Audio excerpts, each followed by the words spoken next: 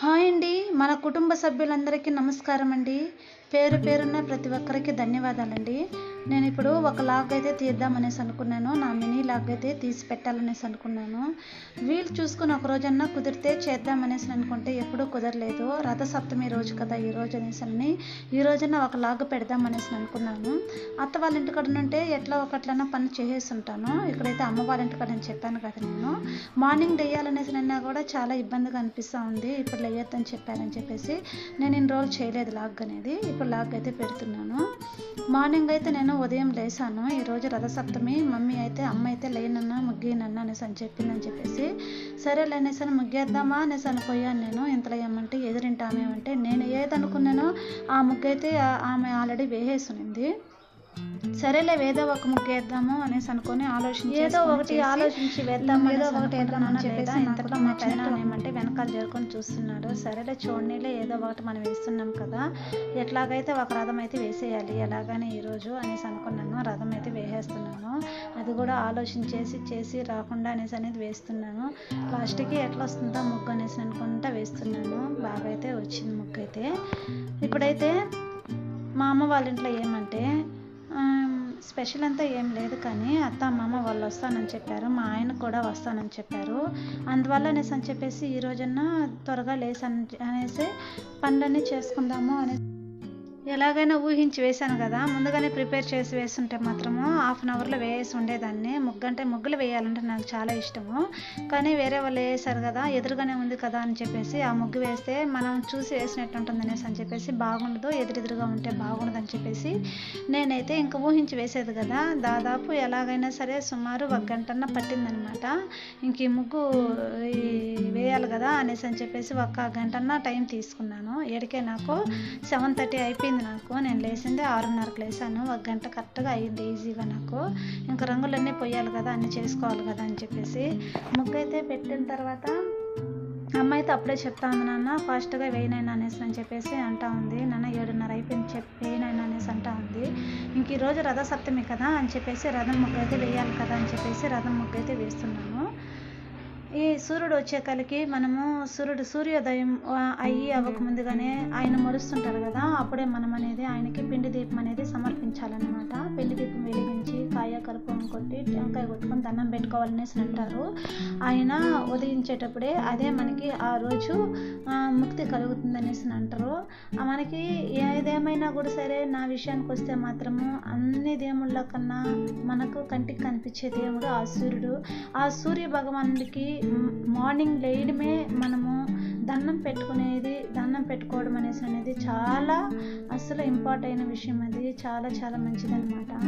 అందుకనేసి అని చెప్పేసి ఈ రోజున చేద్దాం అనుకున్నా, కానీ నాకు వీలు కాదు. మార్నింగ్ తలస్నానం చేయాలనేసి అంటే చేయకూడదు కదా, మంచు కాలము. దాదాపు నాకు ఇంకా 11 గంటల కన్నా పోసుకోవాలి బాగా ఎండెక్కిన తర్వాత. సరేలే అనేసి అని చెప్పేసి ఇంకా మనము సూర్యునికి పూజ చేసుకోవాలన్నా కూడా అవ్వదులే అనేసి అని నేను అనుకుంటున్నాను. అమ్మనైతే అమ్మ నువ్వన్నా పోసుకో అని చెప్పేసి అమ్మకైతే చెప్తున్నాను. అమ్మ అయితే నన్ను ఇంక నేను మేకల దగ్గరికి పోతాను కదా, నువ్వే చేసుకోనన్నా అనేసి అంటా ఉంది. అందుకనేసి అని చెప్పేసి నాకు సూర్యుడికి మొక్కే అవకాశం లేకుండా పోయింది. లాస్ట్కి నా ముగ్గు ఎలా ఉంది చూడండి వేసిన తర్వాత. బాగుంది కదా ఫ్రెండ్స్. నేను ఫస్ట్ ఆఫ్ ఆల్ రథం ముగ్గు వేయడం ఇదే ఫస్ట్. మా ఇంటి దగ్గర వేస్తున్నాను కానీ ఇంత ఇదిగా రాలేదు. పక్కన మేమైతే ప్లేస్ లేదని చెప్పేసి మేకలైతే రోడ్లోనే పక్కన ప్లేస్ అనేది ఉంది, అక్కడనే మేము ఆ విధంగా కట్టేసుకుంటాం మేకల్ని. చూడండి అమ్మ వాళ్ళ ఇంటికి ఎంట్రన్స్ అది.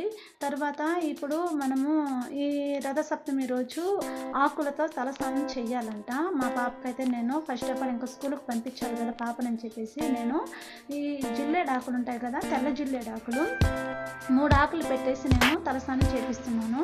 వీటితో పాటు చిక్కుడు ఆకులు అంటారు, చిక్కుడు గింజలు ఉంటాయి కదా, ఆ చిక్కుడాకు ఒక 3 ఆకులు పెట్టి తలస్నానం చేయించాలంట. ఈ జిల్లేడాకు, చిక్కుడాకు, రావి చెట్టు ఉంటుంది కదా, రావి చెట్టు అనేసి అంటే మనకి రేగు పండు చెట్టు ఉంటుంది కదా, ఆ ఆకు కూడా మనము కొద్దిగా అనేది ఒక రబ్బ అనేసి అనేది మార్నింగ్ పూజ అయిన తర్వాత దాన్ని తినాలంటారు. ఆ ఆకును కూడా ఆ ఆకు కూడా నేనైతే 3 ఆకులు పెట్టేసి నేను తలస్నానం చేయించేస్తాను, మొత్తం కలిపి చేయించేసాను. మంచిదనేసి అంటారు, కానీ నేను అంత మీనింగ్ అయితే నేను తెలుసుకోలేదు. మా పాపకైతే సాంప్రదాయబద్ధంగా ఈరోజు ఆకులతో తలస్నానం పెట్టి చేసుకుంటే చాలా మంచిదంట. ఇంకొక విషయం అండి, తెల్ల జిల్లేడు నార ఉంటుంది కదా, అది కూడా మనము దీపం వెలిగించుకుంటే ఆ నారతో చాలా మంచిదంటారు. తర్వాత తలస్నానం చేయించేసి డ్రెస్ అయితే వేయించేసాను, కొత్త డ్రెస్ అయితే వేసేసాను పాపకి. వేసేసి రెడీ చేసాను, పంపిద్దామని చెప్పేసి ఫాస్ట్గా చేస్తున్నాను. అప్పటికే టైం అనేది 8:30 అయిపోయింది. నేను పిండి బడికి అయితే పంపిస్తాను పాపని, కాన్వెంట్కి అయితే పంపించడం లేదు. నెక్స్ట్ ఇయర్ అయితే పంపిద్దాము, ఇప్పుడు 5 years కదా అని చెప్పేసి పంపించడం లేదు. మీ దగ్గర దాచడము పరిస్థితి కూడా సరిలేదని చెప్పేసి పాపనైతే నెగ్లిజెన్స్ చేస్తున్నాము. నేను కూడా ఇంటి దగ్గర అయితే కూర్చొని పెట్టి చెప్పిస్తున్నాను పాపకైతే. ఇంకా పాపకి నేను మేకప్ చేస్తా ఉన్నాను కదా, రెడీ చేస్తున్నాను కదా. నా కొడుకు అయితే చూడండి, అబ్బాయి అక్కకైతే చేస్తున్నారు, నాకైతే ఇంకెప్పుడు రెడీ చేస్తారని చెప్పేసి వాడు చూస్తూ ఉన్నాడు వాళ్ళ అక్క సైన.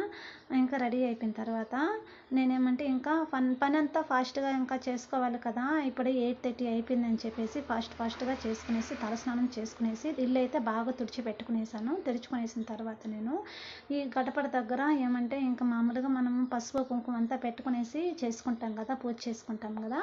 ఆ విధంగా పూజకైతే నేను ఇక్కడ మొదలు పెట్టేశాను. నేను ఇంకా నిమ్మకాయ పూలు అవన్నీ కూడా గడపకైతే పెట్టేసి దండం పెట్టుకున్నాను, ముగ్గులు వేసి. తర్వాత దీపాలు అయితే మొత్తం అన్నీ తోముకునేసిన తర్వాత పసుపు కుంకుమ పెట్టేసి ఇంకా మామూలుగా ఇంకా చేసుకోవాలి కదా అని చెప్పేసి ఇప్పటికే ఇంకా 9:30 అయిపోయింది. ఇంకా అత్త వాళ్ళు వచ్చేస్తారని చెప్పేసి త్వరగా చేద్దామని చెప్పేసి ఫాస్ట్గా ఇంకా చేసుకుంటా ఉన్నాను. అమ్మ అయితే చేసుకుందామంటే ఇంకా అమ్మ మేకల దగ్గరికి వెళ్ళిపోయిందని చెప్పేసి నేనైతే ఇంకా అమ్మకైతే పని ఏం చెప్పలేదు. చెప్పాను కదా అమ్మ.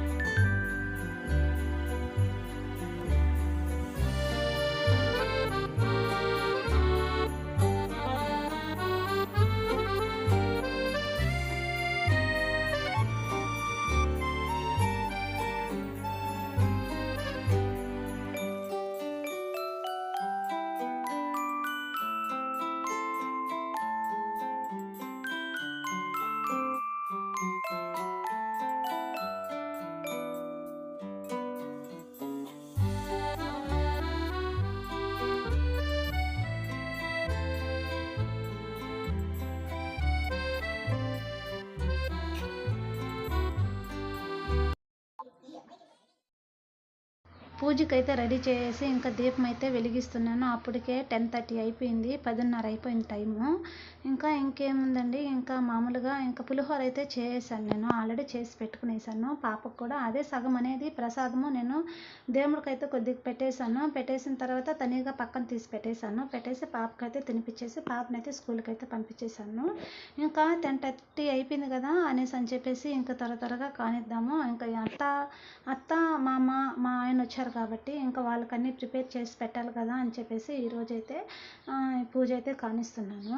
మా అత్త ఏమంటే ఒక మాట అన్నది, అమ్మ నువ్వు అక్కడ ఉంటే మాకైతే అన్ని పనులు నువ్వు చేసి పెడతా ఉన్నావు, ఇక్కడేమంటే అక్కడ చేయాల్సిన పని అంతా ఇక్కడ చేస్తూ ఉన్నావు, ఇప్పుడైతే మాకు చాలా బోసిపోయింది ఇల్లు వాకిళ్ళు అనేసి అంటా ఉంది మా అత్త. లేదత్తమ్మ ఇంకా 3 months కదా, 3 నెలలే కదా, వచ్చేస్తాలే అత్తమ్మ అనేసి అంటా ఉన్నాను. అందుకే ఇంక నువ్వు లేవు కాబట్టి అందువల్ల మేము వచ్చేస్తాం మెరికి అనేసి అని చెప్పేసి ముగ్గురు ఇక్కడికి వచ్చేసారు. ఇంకా వీళ్ళు వచ్చారు కదా, వీళ్ళు వచ్చిన తర్వాత స్పెషల్ అయితే ఏం లేదు, ఇంకా మామూలుగా చేయాల్సినవి ఇంకా సాంబారు, ఇంకా అన్నము, పెరుగు పులుసు ఇంకా అవన్నీ ఉంటాయి కదా. ఈరోజు కౌసు అయితే తినకూడదు కదా అనేసి అని చెప్పేసి వాటి వరకు అయితే చేసి పెడదామని చెప్పేసి అవన్నీ చేద్దాం అనుకున్నాను. ఇంకా హడావిడిగా పూజ అయితే కానిస్తూ ఉన్నాను నేను. పూజ అయిన తర్వాత ఇంకా నేనైతే ఇంకా ఒక్కపొద్దు కదా, ఇంకా ఒక్కపొద్దు అంటే ఇంకా నేను పులుసన్నం అది తినేసిన తర్వాత ఇంకా నా కార్యక్రమాలు నేను చేసిన తర్వాత ఇంకా అంతే ఆడికి ఈరోజు చేసుకునేద్దాం అనేసి అనుకుంటా ఉన్నాను. నా పని అయితే ఆడికి అయిపోతుంది అనేసి అనుకున్నాను. కానీ ఇప్పటికే సరిపోయింది నాకు. ఇప్పటికే 11 అయిపోయింది.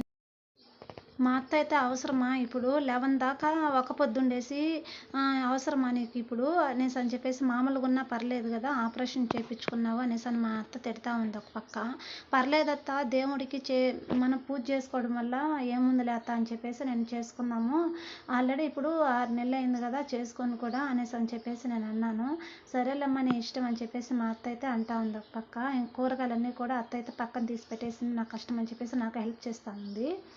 ఇంకా కూరగాయలు అయితే అత్తనైతే చిక్కుడుకాయ అంతా ఉలిచి పక్కన పెట్టేసింది. ఇంకా నేనన్నా ఇంకా ఇవన్నీ కోసి త్వరగా చేద్దామని చెప్పేసి పప్పు అయితే ఆల్రెడీ వేసాను కుక్కర్కి. వేసిన తర్వాత మా ఆయన అయితే ఒక పక్క ఆకలి అనేసి అంటా ఉన్నాడు. ఇంకా త్వరగానే చేద్దాం అనేసి అనుకున్నాను. అత్త అయితే చేసి పెట్టేసి వచ్చింది.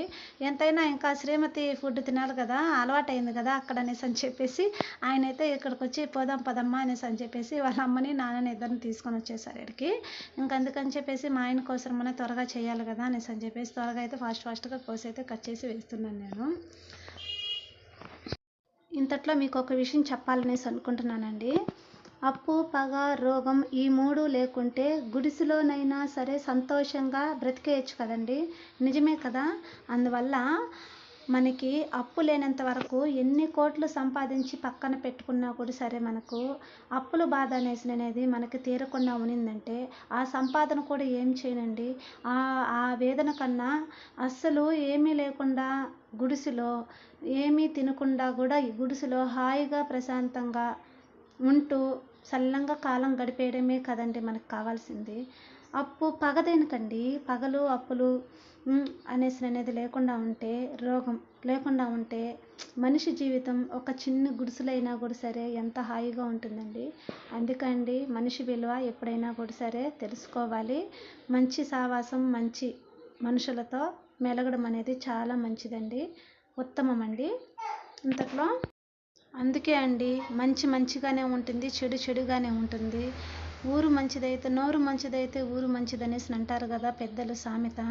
మనం అందరితో మంచిగా ఉంటే మనతో ఉన్న వాళ్ళ బట్టే మనకి విలువ ఎంత మాత్రం అనేది తెలుస్తుందండి. మీకు అర్థమైందనేసి అనుకుంటా. సరే అండి, ఇంతట్లో నేనేమంటే మొత్తం కట్ చేసి పెట్టుకున్నాను. తర్వాత ఏమంటే మా అత్త ఏమంటే చెప్తా ఉంది కానీ ఫాస్ట్గా అనేసి అని చెప్తా ఉంది మా అత్త. ఇంకా బాబాయ్ అయితే ఏడుస్తున్నాడు కదా, ఫాస్ట్గా త్వరగా కానీ అనేసి అంటా ఉంది. నేనైతే పెట్టుకో అత్తమ్మ, ఎప్పుడో వారానికి ఒకసారి కదా వస్తామని చెప్పేసి నేనైతే వాదిస్తున్నాను అత్తతో. ఇంతట్లో నేనైతే కూర అయితే చేస్తున్నాను. ఈ శారీ చూస్తున్నారు కదా ఎంత బాగుందో, నాకైతే చాలా బాగా నచ్చింది. మా ఆయన అయితే తీసుకొని వచ్చేసారు, ఈరోజు మార్నింగే తీసుకున్నారు. ఇంకా నానైతే ఇంకా వేసుకోవాలి, వేసి ఎలాగైనా చూపించాలని చెప్పేసి మీకు చూపిస్తున్నాను. దీనికి బ్లౌజ్ అయితే సెట్ కాలేదనేసి అనుకుంటారు, అప్పుడే తెచ్చాడు కాబట్టి అని చెప్పేసి మీకైతే కట్టుకొని చూపిద్దామని చెప్పేసి ఈ శారీ అయితే నాకు అంటే అంత ప్రేమగా తెచ్చారు కదా, అందువల్ల అప్పుడప్పటికి వేసుకునేసాను శారీని నేను. మా ఆయన కూడా చాలా బాగుందనేసి అని చెప్పారు. ఫస్ట్ టైం నా కోసం శారీ తేవడము, అందుకనేసి మీకు చూపిద్దామని చెప్పేసి శారీ కట్టుకొని చూపిస్తున్నాను. నాకైతే బాగా నచ్చింది. వేరే బ్లౌజ్ అయితే వేసుకునేసాను. నాకైతే ఇంకా సాంబార్ అయితే అయిపోయింది. ఇంకా పెరుగు పులుసు యాడ్ చేద్దాం. ఇంకా పెరుగు పులుసు అయితే చేద్దాం అనేసి అనుకొని కడాయి పెట్టేశాను. అంతలో ఆయిల్ అయితే యాడ్ చేసి కొద్దిగా అంటే పచ్చిమిరపకాయ ఒకటి ఉంటుంది కదా, ఆ దాంట్లో సగం అనేది నేను కట్ చేసుకున్నాను అనమాట. ఇందులోకి పోపు వేసుకునేసాను. పోపు వేగిన తర్వాత చిన్న చిన్న అల్లం ముక్కలు అయితే వేసుకున్నాను. అల్లం ముక్క వేయడం వల్ల చాలా టేస్టీగా ఉంటుంది. పచ్చిమిర్చి కూడా చిన్న చిన్న ముక్కలు కట్ చేసి వేసుకున్నాను. కొద్దిగా కరివేపాకు వేసుకున్నాను, కొద్దిగా పసుపు వేసుకున్నాను. కొత్తిమీర కూడా లాస్ట్లో సర్వ్ చేస్తారు, నేనైతే మాత్రం కొత్తిమీర ఇందులోనే వేసుకునేసాను. పచ్చిదిగా ఉంటే నోటికి తగిలితే తినేదానికి బాగుండదని చెప్పేసి నేను ఇందులోనే వేసుకునేసాను. ఇంగువ కొద్దిగా యాడ్ చేసుకున్నామంటే చాలా బాగుంటుంది. ఆనియన్స్ ఉన్నాయి కదా, ఎర్రగడ్డలు అనేది చిన్న చిన్నగా కట్ చేసుకునేసి అందులో వేసుకునేసాను. అసలు ఇందులో చెప్పే రెసిపీ ఏమిటంటే పెరుగు పులుసు అంటే నాకు చాలా ఇష్టము. అందువల్ల ఇంపార్టెంట్గా ఈ పులుసు గురించి మీకు చెప్తున్నాను నేను. ఎందుకంటే మనం చేసే విధానం బట్టి పెరుగు పులుసు అనేది అంత టేస్టీగా వస్తుందన్నమాట. ఇంగువ, అల్లము అనేది తగిలించడం వల్ల, పచ్చిమిరపకాయ తగిలించడం వల్ల ఆ గ్రేవీ అనేది చాలా చాలా టేస్టీగా ఉంటుంది. ఆనియన్స్ కూడా చాలా బాగుంటాయండి. ఇంకా బాగా వేగిపోయిన తర్వాత ఇంగువ వేస్తున్నాను చూడండి. మరింతగా వేసుకున్నా పర్లేదండి. పెరుగు అనేది పుల్లంగా ఉన్నిందంటే అలాంటప్పుడు మనం ఇంగువ అనేది కాస్త ఎక్కువ వేసుకోవాలి. పెరుగు కొద్దిగా పుల్లగా లేకుండా అప్పుడప్పటికే ఫ్రెష్గా ఉండే పెరుగు అయితే మాత్రము కొద్దిగా తగ్గించుకోవాలండి. నేను ఆల్రెడీ పెరుగునైతే కొద్దిగా వాటర్ అనేది యాడ్ చేసేసి అందులో బాగా దాన్ని చేసేసి నీళ్ళుగా చేసేసిన తర్వాత ఆ పెరుగునైతే దాంట్లో కొద్దిగా ఉప్పు అయితే వేసుకునేసి ఉప్పు కరిగేంత వరకు బాగా కలపెట్టేసి ఇందులోకి కరివేపాకు కొత్తిమీర అవన్నీ వేసుకున్నాం కదా, పసుపు అనేది కొద్దిగా యాడ్ చేసుకునేసాను. పసుపు అనేది నూనెలో కూడా ఎక్కువ యాగనీయకూడదు. ఏగిందనుకో మనకి చేదొచ్చేస్తుంది. ఇంతట్లో నేను ఉప్పు చూస్తున్నారు కదా, ఉప్పు వేసుకునేసి ఇంతట్లో పోసుకునేసి గ్యాస్ అయితే ఆఫ్ చేసేసాను. పెరుగు పోసేసిన తర్వాత మంట అయితే పెట్టద్దండి. మంట పెట్టారనుకో పెరుగు అనేది చేదొచ్చేస్తుంది. అంతే ఫ్రెండ్స్, పెరుగు పులుసు అయితే రెడీ అయిపోయింది. ఒకసారి మీకు నచ్చినట్లయితే ఈ వీడియో ప్లీజ్ లైక్ చేయండి, షేర్ చేయండి, కామెంట్ చేయండి, సబ్స్క్రైబ్ చేసుకోరా ఫ్రెండ్స్, రిక్వెస్ట్ చేస్తున్నాను. అంతే ఫ్రెండ్స్, నాకు నచ్చిన ఇష్టమైన దాంట్లో పెరుగు పులుసు అంటే చాలా చాలా ఇష్టము. ఇంతటితో అయిపోయింది నా లాగ్ అనేది. Bye bye friends. చూడండి.